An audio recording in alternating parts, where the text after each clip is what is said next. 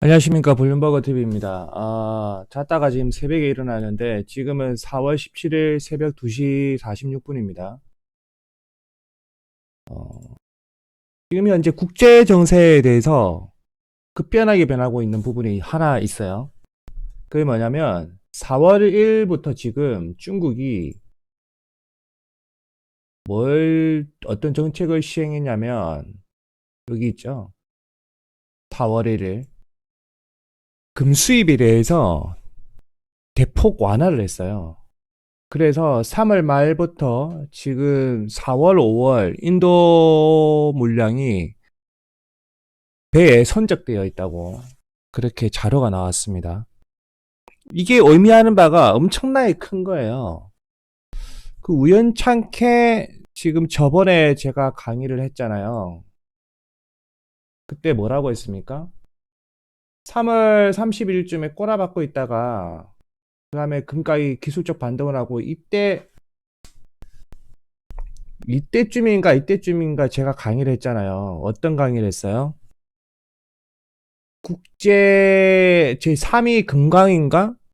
거기가 있는데 거기서 생산을 금을 더 이상 안 파낸다. 금 개발을 더 안 한다. 이렇게 선언하고 나서 금값이 폭등했잖아요.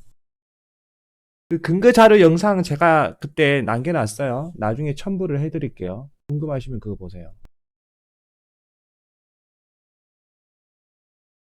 그리고 지금 이거 같은 경우는 전 세계 그 금광 기업이에요. 이네들이 자본을 투자해서 금강을 개발해야 금을 캐낼 수가 있단 말이에요. 유먼트가 1등이고 베리콜스 2등, 골드필즈가 3등. 이거는 그냥 상식적으로 알고 계세요. 자, 4월 1일부터 중국이 금을 본격적으로 글로벌적으로 매입한다고 해서 대금을 지급했고, 그래서 금값이 지금 대폭등한 거예요. 앞으로도 더 오를 거예요. 얼마나 오를지 몰라.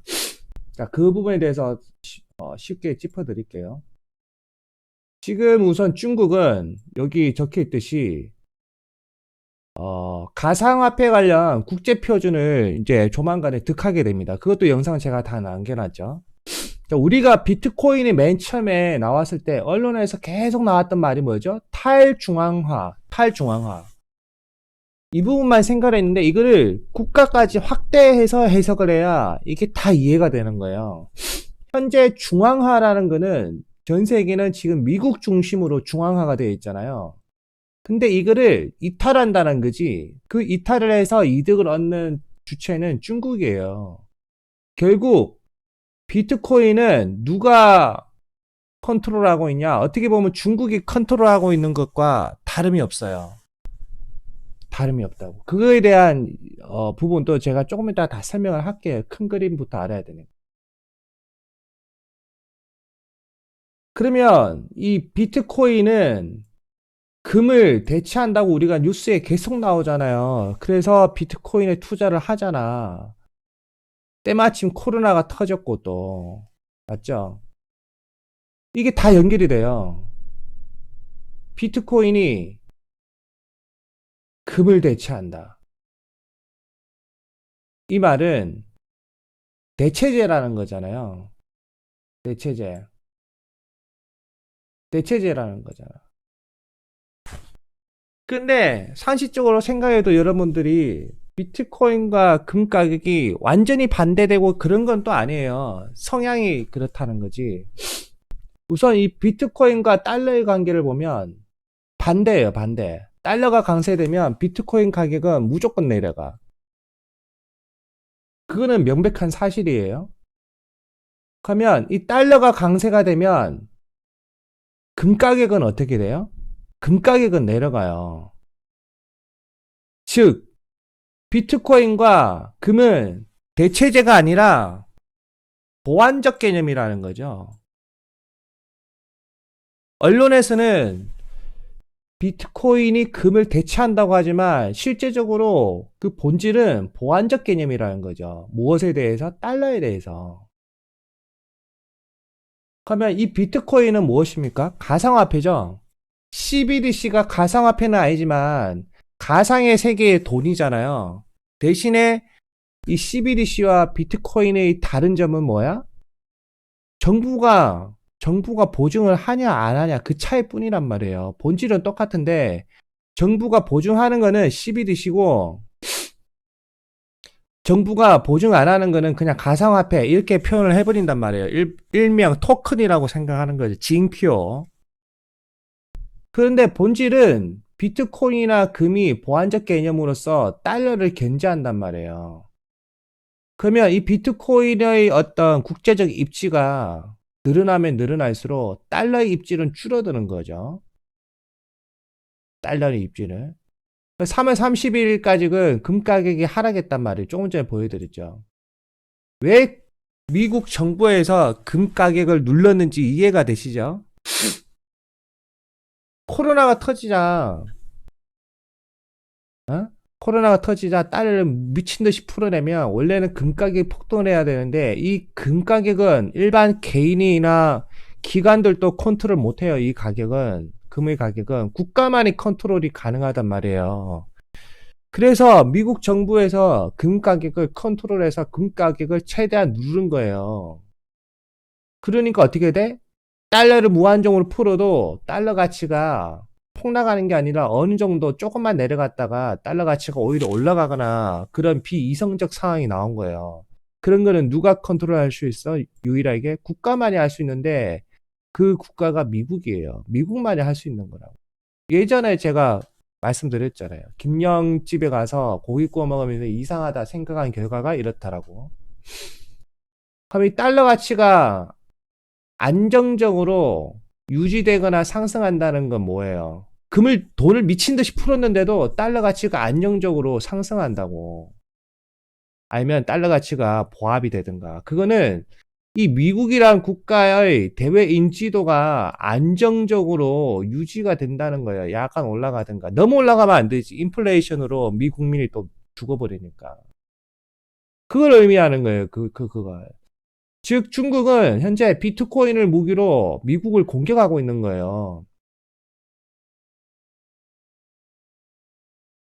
자, 그 다음 부분을 제가 또 말씀드리려고 하는 게 뭐냐면,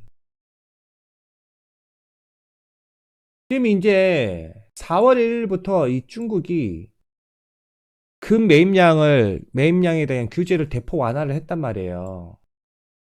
그러면 중국 국가의 금 보유량은 급격하게 증대가 되겠죠? 대신에 여기 적어놨잖아요. 중국의 금 보유량이 올라가면 대신에 단점이 뭐냐? 중국 내 인플레 현상도 폭등합니다. 그러면 중국의 자산 가치는 붕괴가 되겠죠. 하지만 그걸 막는 방법이 있어요. 그걸 막기 위해서 CBDC를 발행을 한 거야. 그 중국 심천인가? 거기에 11월부터 시행하잖아. 인플레를 막기 위해 CBDC를 발행을 한 거라고요. 그러면 보통 과거 역사를 봤을 때, 과거 금융의 역사를 봤을 때, 인플레 현상으로 인해서 해당 국가의 그 화폐 가치가 폭락하잖아요. 그럴 때 나타나는 국가 정책이 뭐냐면 화폐개혁이란 말이에요. 화폐개혁. 즉, 이 CBDC는 제가 계속 강조하지만 중국판 화폐개혁이에요. 중국판 화폐개혁. 인민들이요. 전부 다 중앙화폐로 다 바꿔. 그렇게 하면, 그렇게 딱 고지라고 기간을 주잖아요. 당연히 비율값은 있겠죠. 기존 인민화, 그러니까 위안화죠. 위안화를 몇 대 몇, 중앙 CBDC 한 개랑, 뭐, 위안화, 뭐, 천 위안화, 그런 개념으로 배수값을 정해서 딱 바꾸겠죠. 기간이랑. 그리고 그 기간 이후에는 기존 화폐는 가치는 쓰레기가 되는 거예요. 제로가 되는 거예요. 그렇게 공표하는 순간 어떻게 돼? 중국 내 지하 자금은 바로 수면 위로 올라오는 거예요. 수면 위로. 대신에 단점이 있어요. 그걸 눈치챈 중국의 간부들은 비트코인을 중심으로 해서 해외로 돈을 다 빼돌리겠죠. 그래서 중국이 뭐라고 합니까? 비트코인 사용 금지라고 하잖아요. 비트코인 채굴하는 거는 상관이 없는데 비트코인을 해외로 빼돌리는 사용 금지라고 해버리잖아요. 그러면 채굴하는 건 상관없는데 비트코인을 사용을 금지한다는 개념이 뭐예요? 해외로 비트코인을 그 이체를 못 시킨다는 거예요. 그러면 채굴을 많이 하면 많이 할수록 이 비트코인은 금의 보완제 역할, 대체제가 아니라 보완제 역할이기 때문에 미국을 더욱더 견제를 할 수가 있는 거지. 여기까지 이해가 되시죠? 그 중국판 화폐 개혁의 CBDC를 발행하면 지하 자금이 올라오면서 그 다음에 중국은 식민 통제력이 더욱 강화가 되는 거예요. 그리고 그 중국 내 당 간부들에 대한 이 통제력도 강화가 되는 거고. 즉, 이 비트코인은 중국의 금융 무기가 되는 거지. 금융 무기. 자, 이에 대항한 미국의 어떤 태도라고 할까? 포지션이라고 할까? 그게 뭐냐면, 여러분도 아시겠지만, 계속 강조하는 게 뭡니까? 파월이랑 앨런 누나가 비트코인 가치는 제로다, 쓸모가 없다. 근데 그렇게 말해도 비트코인 가격이 오르락 내리락 하다가 보합이 돼버리잖아요. 그 이유가 우선은 말이 안 통하잖아요. 그 이유가 뭐냐면 과거 영국에서도 있었단 말이에요. 일명 그레이시안 법칙이라는 게 있었어요. 악화가 양화를 구축한다. 이 악화, 현대판 이 악화가 비트코인이에요. 비트코인. 이 말의 핵심이 뭐냐면 악화가 양화를 구축한다는 말의 핵심이 뭐냐면 잠시만요. 이게 왜 이래 갔지?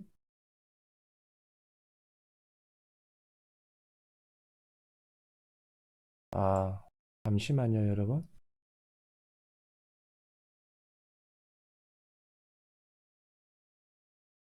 이 악화가 양화를 구축한다 이 말이 뭐냐면 제 아무리 가치가 없고 기존 이론을 깨는 거라도 전 국민이 미쳐가지고 그거를 사용하면 양화가 돼버린다는 거예요.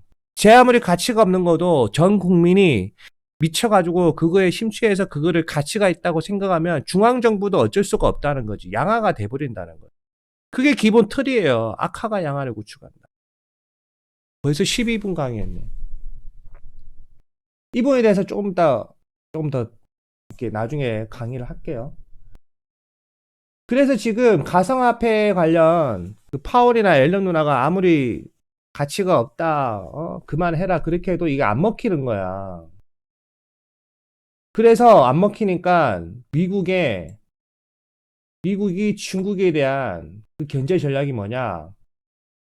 이거는 여러분도 다 아시는 거. 남중국해 부근의 제1도련선, 이 중국 중심의 제1도련선을 압박을 해버리잖아요. 해상봉쇄. 그렇게 되면 어떻게 돼요? 어떻게 보면 미국이 쓰는 거는 중국은 대륙에 있지만은 대륙의 섬국화 전략이라고 생각하시면 돼요. 위로는 몽고랑 미국이 친하게 지내고, 옆으로는, 서쪽으로는 인도랑 친하게 지내고, 동쪽으로는 한국과 일본과 친하게 지내고, 다 막아버리잖아. 섬 전략. 그리고 마지막 섬 전략 시킬 때, 핵심은 뭐예요? 보급로 차단이잖아요. 그 보급로가 뭐야? 석유. 그래서 이 석유 보급로를 차단하기 위해서 석유를 공급하는 국가가 몇 군데 있는데, 사우디는 미국이 컨트롤이 되니까 신경을 안 써도 되고, 이란이 컨트롤이 안 되잖아요. 이란이. 그래서 최근 나선 게 뭐냐? 이란 달래기. 오스트리아 비엔나에서 미국과 이란이 만나서 협상하고 있잖아요. 이란의 요구 조건, 미국의 요구 조건. 이렇게 해서 미국은 이란의 말을 웬만하면 다 들어주려고 했단 말이에요. 대신에 전제 조건이 야 미국 편 들어 이런 개념으로 너희 핵무기 개발하고 싶어 어느 정도 용인해줄게 이런 개념으로. 어?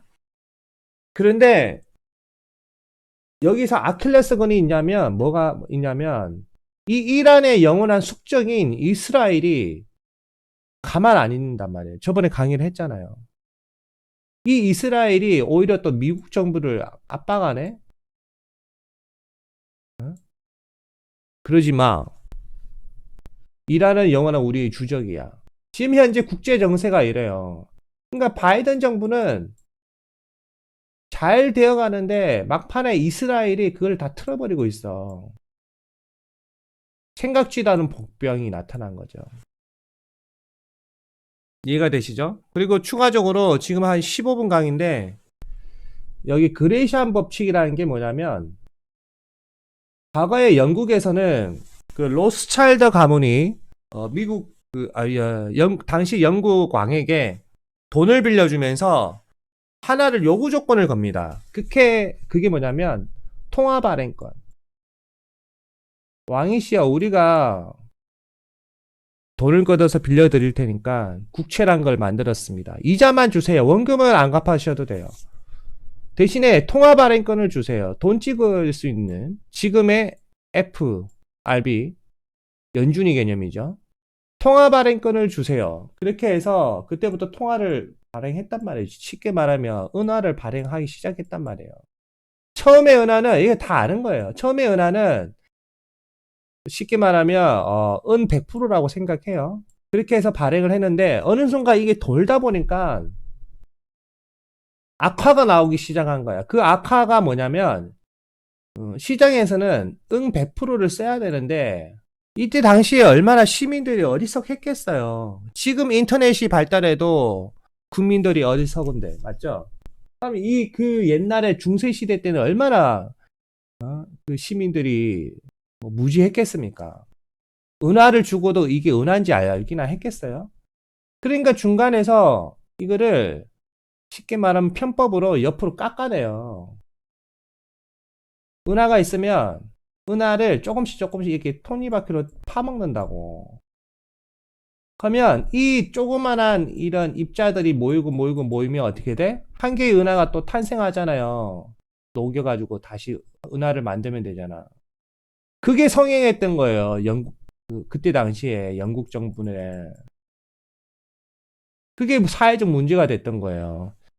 그래서 나중에 그때 당시 영국 중앙은행에서는 뭘 했냐면 동전이 이렇게 있으면 차라리 그러면 애초 발행을 할 때 동전 옆을 깎아버리자. 사이드를 깎아버리자. 이렇게 한 거란 말이에요. 그래서 지금 우리 100원짜리나 500원짜리 동전을 100원이나 500원짜리 동전의 옆면을 보시면 뭐가 있어? 톱니바퀴가 있잖아. 이 톱니바퀴가 있는 게 그거 시각 장애인을 위해서 만든 게 아니란 말이에요. 역사가 이거란 말이에요. 악화가 양아를 구축한다. 그래서 이 톱니바퀴가 있는 거란 말이에요. 사이드에. 그레이시안 법칙. 이게 역사가 유래가 그렇게 되어서 동전의 옆면이 그렇게 나온 거예요. 이게 그레이시안 법칙이에요. 현대판 악화는 비트코인이란 말이에요. 근데 너무 많이 쓰니까 이걸 어떻게 제재가 안 되는 거지. 그래서 어떻게 돼? 비트코인은 양화가 되는 거예요. 비트코인은 결국은 양화가 된다. 양화가 돼서 제도권으로 들어온다. 어쩔 수 없다. 이게 금융이라. 이게 바로 금융의 본질입니다, 여러분.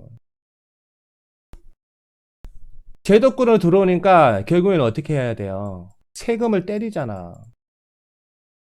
그래서 앨런 누나가 뭐라고 해요? 어쩔 수가 없으니까 앨런 누나가 내세운 정책이 뭐야? 비자금 방지법인가? 있어요. 그거 지금 법안을 제출했는데 국회 통과하겠죠? 이 비자금 방지법을 냈잖아. 이거 통과하고 이 내용이 뭐냐면 그래 좋아. 그러면 비트코인을 거래할 때 거래소는 업무 규정이 있는데 뭐냐? 고객의 어떤 데이터베이스를 다 저장해. 그 근거는 뭐야? 비자금 관리법. 이걸로 인해서 수많은 거래소는 비트코인 관련 수많은 거래소는 구조조정을 당해요. 살아남는 거래소는 대박 치는 거지. 이때 똑같이 가상화폐도 수많은 가상화폐도 구조조정을 당한다. 이게 큰 그림이에요, 여러분. 자, 그리고 비트코인, 가상화폐 관련 지금 여러 가지 개념이 있는데, 그러면 가상화폐를 지금 누가 가장 많이 가지고 있냐? 우리는 그걸 봐야 되잖아요.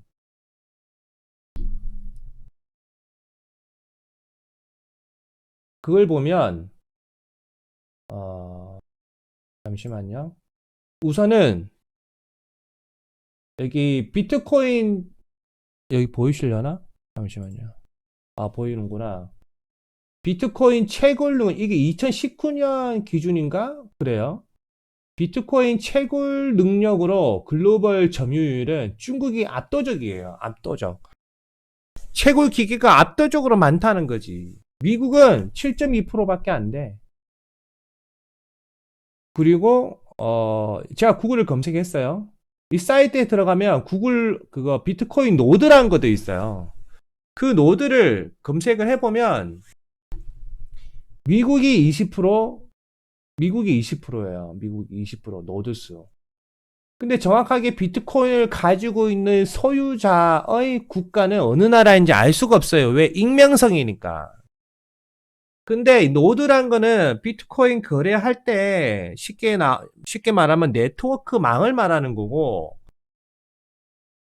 네트워크망을 말하는 거고, 그게 비트코인을 그러니까 이 노드 수가 많다고 해서 해당 국가가 비트코인을 많이 가지고 있다라고 표현을 할 수는 없는 거예요. 그러면 더 쉽게 생각을 해봅시다. 미국이 만약에 트럼프처럼 똘끼를 했다. 그러면 나머지 나라가 다 뭉쳐버리면 어떻게 될까요? 뭉쳐버리면.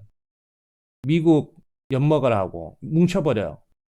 그러면 미국은 바로 한순간에 바보가 돼버리는 거야. 이 웃긴 국제 정세가 이렇게 돌아가고 있는 거예요.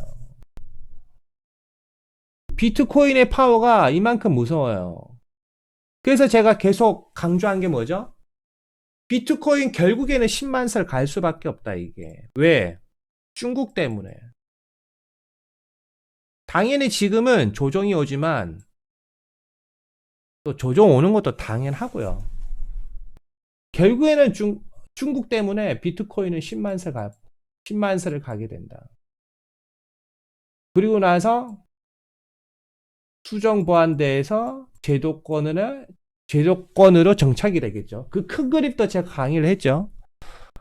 이 부분 알려드리려고 이 새벽에 방송을 켰습니다. 23분 동안 강의 들어주셔서 감사하고요.